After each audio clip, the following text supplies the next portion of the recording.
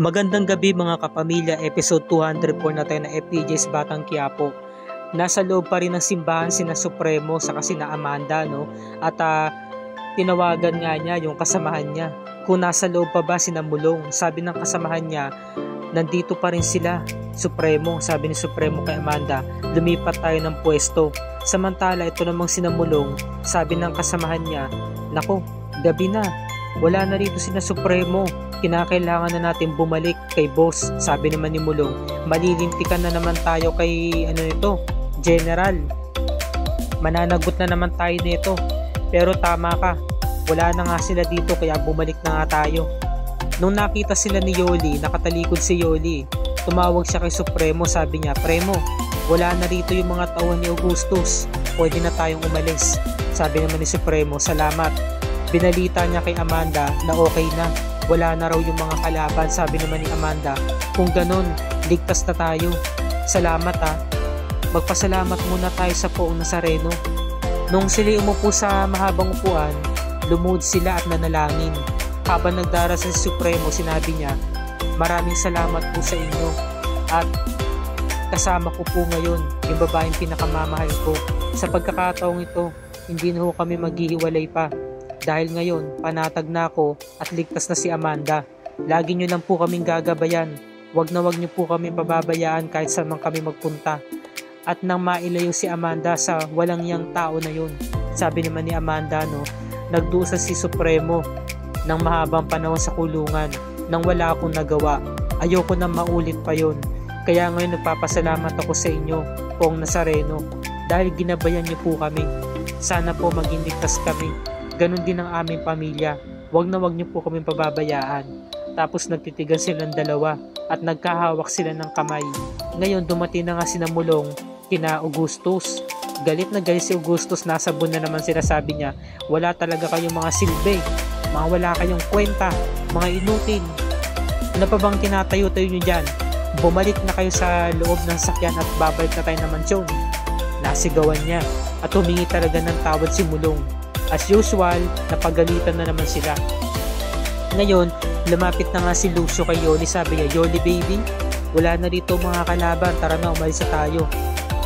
Hintayin na muna natin sina Berting, kasi nag-iikot pa yun para makumpirma natin kung wala na nga talaga mga kalaban, sabi ni Lucio.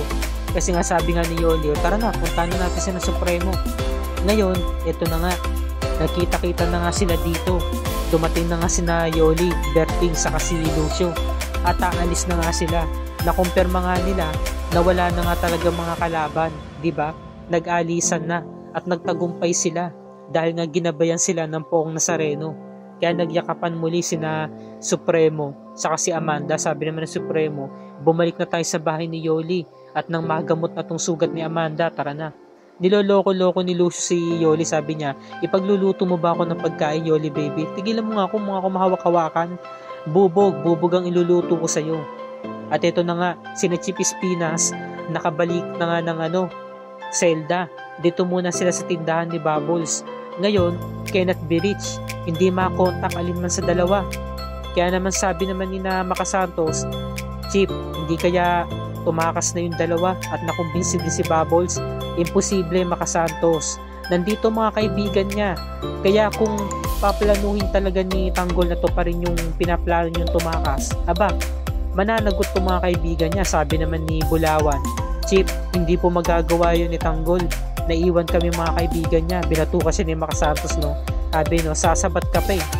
Sabi naman ni Chip Espinas, o sige na Makasantos, ibalik na muna yung mga yan sa Bartolina, pabihisan niyo muna, sabi ni Ben. Chip, bakit po? Anong bakit? Doon muna kayo hanggat di bumabalik si Tanggol. Ngayon tinulak sila. Sabi ni Ben, Sir, baka po pwede naman pong pabalikin niyo na po kami sa Zelda. Total, mission accomplished naman po yung trabaho ni Tanggol, sabi ni Bulawan. Kaya nga po sir, hindi naman po tatakas si Tanggol, hindi niya kami iwan ng mga tropa niya, sabi ni Makasantos. Ito kasi yung order ni Chip Espinas Kailangan namin sumunod para makasiguro na talagang babalikan kayo ni Tanggol. Sige, dyan na muna kayo Ngayon, pag sarado ng pinto, sabi ni Ben, talaga naman sabi naman ni Oweng, Ben, huwag ka mag-alala, babalikan tayo ni Tanggol. wala na sa planong tumakas. Sabi naman ni Ben, sana nga, kaso nag-aalala ako sa kaibigan mo. Di kaya mahuli sila ng mga pulis o di kaya baka mapahamak sila. Sabi naman ni Bulawan, hindi yung gagawin ni Tanggol. Hindi siya magpapahuli sa mga pulis. Magaling tumakas yun. Saka babalikan niya tayo, magtiwala ka lang. Sana nga, sabi ni Ben. At eto naman, bumalik na nga si Maka Santos para makahingi ng balita kay Chip Espinas. Sabi ni Chip Espinas, wala pa rin balita. Ngayon, si Nateng nakabalik na nga ng selda. Kinakailangan doon nila makapagkita agad kay Chip Espinas kasi kung babalik nga naman sila ng selda, baka nga naman mapahamak yung mga kaibigan nila para makumpirma, diba, na nakabalik nga sila ng selda. Ngayon, pagpunta nila sa loob, sabi ni Chip Espinas, sige, kunin ang mga armas. Tanggalan ng armas yan. Sabi ni Warden, teka, ba't kayo lang? Ba't nasan si Tanggol? Nilabas yung baril. Sabi ni Teng, hawak-hawak siya ni Maka Santos, hindi po namin alam. Nag-iba po kasi kami ng ruta para hindi po kami mahuli ng mga pulis. Basta po, siniguro po namin na bago pumunta dito, wala po nakasunod sa amin. Sabi ni Chip Espinas, Sabi ko naman sa'yo, Maka Santos, bitawan mo siya. Hindi tataka si Tanggol. Bumalik nga yung mga tropa Kumpleto nga sila Kasi kung ginawa na ni Tanggol na tumakas pa kanina, di sana napahamak ni mga kaibigan niya. Hindi ba kayo nasundan? Sabi nung kaibigan niya, hindi po, Chip. Okay, magaling. Sige na, magpalit na kayo ng suot at Maka Santos, ibalik na sa selde yung mga yan. Sige po, Chip. Yan na. Diba? Kasi talagang siniguro talaga nila na nakatakas sila. Nag-iba sila ng ruta, hindi na nila nasundan pa si Tanggol. Samantala, punta naman tayo kina Tanggol na kung saan yung mag-asawa, sina Mariela saka si Boston, sabi nila, dito sa lugar na to, sobrang tahimik, sobrang payapa. Sabi naman ni Mariela, paano ba man hindi tatahimik? Napapalibutan tayo ng karagatan, isla kasi to. Sabi naman ni Mariel, aka Bubbles, hindi ba kayo naboboringan dito? Sobrang tahimik, sabi ng isang boy, diba? Ma'am, ang totoo po niyan, may mga kapitbahay ho kami dito, kaso nga lang malalayo. Sabi naman ng isang boy, maigi nga po dito sa probinsya, tahimik, payapa, sariwa ang hangin, hindi guys sa Maynila, laganap ang krimen. Sabi ni Bubbles, tama ho kayo dyan, marami po talagang tarantado sa Maynila, umarap pa siya kay Tanggol, tinamaan silang dalawa Sabi naman ni Boston, nakikita ko naman na mabubuti kayong tao, mabait kayo, hindi nga kayo makabasag pinggan at mukhang hindi kayo gagawa ng kasamaan. Yun nga lang, mag-iingat kayo sa pagbiyabiyahe nyo. Baka makatagpo kayo ng mga masamang tao, sabi naman ni Michael aka Tanggol. Kaya nga po, maraming salamat. Nag-iingat naman po kami sa pagbiyahe. Yan, tama yan. Diba? Sabi naman ni Mariela, sana naman mag-stay pa kayo dito kahit 5 araw pa. Diba?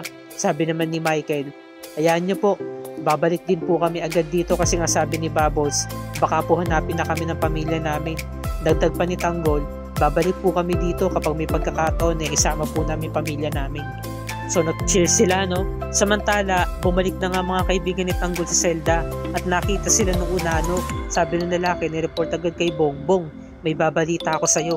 Yung mga kaibigan ni Tanggol ang bumalik dito. Walang mga sugat Tingin ko, tanggumpay sila sa mission nila. Yun nga lang, hindi kasama si Bubbles saka si Tanggol. Hindi kaya tumakas na yung dalawa, sabi nung isa si Abner. Nako, nakakatunog na ako bunga. Hindi kaya kinumbinsi na ni Tanggol si Bubbles na tumakas.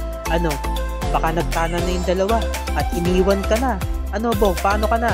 Napikon si Bong sabi niya, hindi totoo yan. Binalibag yung chessboard, tinumba yung lamesa, yung kanilang upuan. Susuntukin niya si Abner. Hindi totoo yan. Hindi ako makakapayag na hindi babalik dito sa Tanggol dahil ako mismo ang papatay sa kanya. Ako lang mismo ang papatay sa hayop na yun. Kaya hindi niya makukumbinsi si Bubbles sa tumakas. Sabi niya, Tapos dagdag pa nung una, maski yung mga kasama nilang dalawa, yung nga si Nabulawan sa si Ben, hindi ko rin nakita Sabi naman ng isang kasamahan, paano nga talaga kung tinuloy talaga ni Tanggol na tumakas na kasama si Bubbles, sabi ni Bong, hindi mangyayari yan. Samantala, balik tayo kina Tanggol na kung saan itong si Boston inaantok na. Kinakailangan na raw niya magpahinga at humingi siya ng dispensa kina Michael saka kay Mariel na magpapahinga na raw siya. Sabi naman ni Mariela, dalhin nyo na yung mga alak para naman mas masarap ang tulog ninyo doon sa may pahingahan ninyo. At saka bukas, ihanda na rin namin yung bangka para makapanghuli kayo ng isda. Yun ang kakainin ninyo. At saka, sana naman kumain naman kayo sa may cottage para ma-experience nyo naman kumain doon. Sige po. Dito na, nung pagbalik nga ni na Tanggol sa kanilang tutuluyan, nag-request si Bubbles na akbayan daw siya, di ba? Parang kapanipaniwala na magjowa nga sila. Samantala, ito namang si Don Marsing, pinapagalitan yung tauhan nga ni Ramon, yung nagbabantay kay Mokang, kasi nga nasalisihan sila ni Mokang. Sabi nung tauhan, ayan na po pala si ma'am. O tay, nay, o anak, saan ka ba galing? Bakit ganyan ang mukha mo? Tay, okay lang naman po ako. Kaya ka ba ganyan dahil napapaisip ka pa rin dun sa pagsermon sa ni na Tinding? Hindi po tay, hindi po sa ganun. Huwag ka mag-alala, na ipaghiganti na kita. Ano naman pong klaseng ganti? Kanina, tinaasan ko yung upa nila. Imbis na 500, ginawa kong 750 per day. Tay, wag niyo na pong gagawin yun. Dagdag pa po yun sa kabawasan ng kita nila, sabi naman ng nanay niya, si Nita. Kailangan namin gawin yun, no? Pinahiya ka niya. Kaya kailangan gantihan ka namin bilang mga magulang mo. Ngayon, nahawakan ni Nita yung wrist nga nito ni Mokang at may sugat, nasaktan siya. O anak, na paano yan? Okay lang po ako tayo sa kanay. Nakatakas naman po ako sa mga masasamang loob, saka pinatanggol naman po ako ng mga tambay sa Quiapo. Yun po, nakapunta naman ako kay Chiki ng maluwag, ng ligtas. At eto na nga, pumasok na nga si Olga sa kanilang pagmimitingan. Sabi niya, Papa, ano na pong balita? Sabi ni Don Julio, kumpirmado, si Edwin mismo ang nagdala ng mga pulis sa kuta natin, kaya napahamak ang negosyo natin. Sinasabi ko na nga ba, Ramon, ang pamilya talaga ng asawa mo, talagang malaking salot, malaking problema. Muntikan pa tayong mahuli at muntikan pang tuluyan masira ang negosyo natin. Sabi niya, sabi ni Don Julio, kailangan magpadala tayo ng tao para pahirapan yung Edwin niyan sa kulungan. Kailangan makita niya kung sino ang kinabangga niya. Sabi naman ni Ramon, ikaw na ang bahala dyan, Olga. Sabi ni Olga, makakaasa ka, Ramon. Siya nga pala, Ramon, gabi na, wala pa rin dito si Monique pati ang mga magulang niya. Ano na nangyari? Sabi naman ni Ramon, Severino, nakabalik na ba rito ang asawa ko? Wala pa po, boss. Ayan niyo po, titinan ko po muna sa labas. Ngayon kinumprontan na naman siya ni Olga. Sabi ni Olga, hindi kaya alam na ni na Monique pati mga magulang niya? Hindi kaya nagsumbong na si Edwin sa kanila? Kaya hanggang ngayon wala pa rin sila dito? Hindi kaya isinuplong na tayo na kasawa mo? Sabi naman ni Don Julio, tama si Olga. Hindi kaya nagsalita na yung Edwin niyan sa kanyang pamilya? Ako po, lalo na nag-init ang ulo ni Ramon. At dumating na nga itong si Severino. Sabi niya, boss, paparating na po dito sina Ma'am Monique. Ito na, pagbaba ng sasakyan, tatawagan ni Monique ang kuya niya, kasi nga sabi ng tatay niya, tawagan mo nga muna ang kuya mo. Ngunit, nagre-ring pa lang yung phone, kinuha na agad ni Ramon ng cellphone, hinablot at hinihagis. Tapos sabay sampal na malakas kay Monique. Bakit, Albert? Sabi niya, Sabi ni Don Marsing, teka, bakit mo sinasaktan ng anak ko? Kalalaki mong tao, sinasaktan mo ang babae. Sabi, tumahimik ka, sabi ni Ramon, Bakit, ha? Nagkagulo na. Ang pamilya mo ang nagdala ng kamalasan sa amin, sa pamilya Montenegro, kaya kung bakit napahamak ang negosyo namin, ang lahat ng pinaghirapan namin, mababaliwala na ng ganon, ha? Mauuwi na sa ganon ng dahil lang sa pamilya mo. Ang pamilya ninyo nagbigay ng problema sa amin. Isa kayong malaking problema. Sumagot naman si Monique, sabi niya, oo, utang namin lahat sa'yo. Dahil pinagamot mo ang tatay ko, pero baka nakakalimutan mo, pinakasalan kita, yun ang naging kapalit. Kasi nagkasumbatan na sila, sabi ni Ramon, binigyan ko kayo ng marangyang buhay, magandang bahay, pera, negosyo, lahat ng gusto ninyo, luho, pinigay ko. Diba? So yun na nga, nagkasagutan na nga yung mag-asawa. At sinakal na naman niya si Monique, Sinasaktan na naman niya si Monique, so nagkagulo na. Inaawat na siya ni Nita sa ni Marsing. Nagkakagulo na, samantalang sina Olga at si Don Julio nanonood lang, pati yung mga ibang mga tauhan. Diba? Nagkagulo na sila, nagkasumbatan na. Hindi na rin napigilan ni Monique kasi nga hindi niya talaga maintindihan bakit ganun. Pinagbuntunan sila ng galit. Galit na galit si Ramon.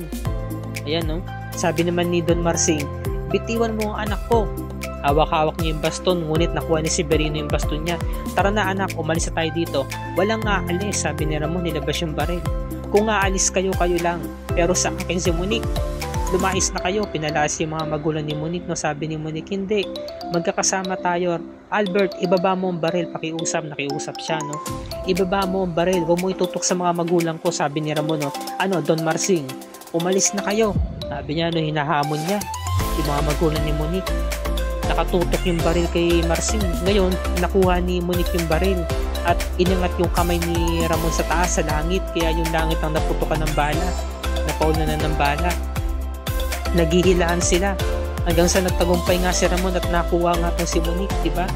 At kinaladkad papalabas ng bakuran ng Montenegro si Anita saka si Don Marsing. Sabi ni Don Marsing, babalikan kita, hindi pa ako tapos sa'yo. Ngayon, naririnig ni David yung ingay, kaya lumabas sa may terrace. Nakita niya yung pangyayari, diba? Na pinapalis nga si Anita saka si Marsing. At ngayon, habang gulat na gulat nga si David sa nakita niya si Olga nakatingin sa kanya sa baba at nakangiti. Dito na po nagtatapos ang review Enrica para sa gabing ito. Bukas at sa mga susunod na episodes pakatutukan natin, no, mga kapamilya, na ligtas na nga tong si Amanda at nandito na nga sa apartment ni Yoli at nagpapagaling. Ngunit nag-iingat pa rin sila dahil hindi pa rin titigil si Augustus na halugugin ang buong kamay nilaan para makita sila. At ito pa ang isang sigalot sa loob ng pamamahay ni Natanggol kina Tinding, no? Nagkaroon na naman ng away si Tinding sa si Rigor dahil nga sa pangangabit issue, no? At samantala itong si Natanggol sa si Bubbles, kinakailangan na nga nilang bumalik ng presinto dahil kapag bukas na bukas at wala pa rin sila, ipapahanting na sila ni si Pispinas para patayin. Yan ang mga magaganap bukas, kaya wag natin itong palalagpasin. Kung bago ka pa lamang sa aking channel, i-like mo ang video na to at i-share mo na rin sa iyong social media platforms. I-click mo na rin ang subscribe at notification bell icon para lagi ka updated sa mga episodes ng FPJ's Batang Quiapo and other kapamilya shows tulad nito.